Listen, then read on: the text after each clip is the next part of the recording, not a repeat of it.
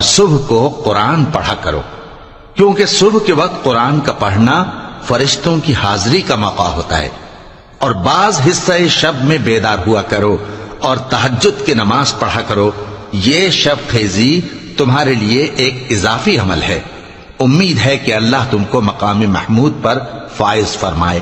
اور کہو کہ اے پروردگار، مجھے مدینے میں اچھی طرح داخل کیجو اور مکے سے اچھی طرح نکالیو، اور اپنے ہاں سے زور و قوت کو میرا مددگار بنائیو، اور کہہ دو کہ حق آ گیا اور باطل نابود ہو گیا، بے شک باطل نابود ہونے والا ہے۔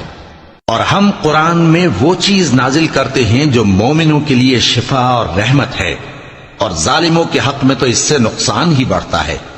اور جب ہم انسان کو نعمت بخشتے ہیں تو روح گرداں ہو جاتا ہے اور پہلو پھیر لیتا ہے، اور جب اسے سختی پہنچتی ہے تو نا امید ہو جاتا ہے۔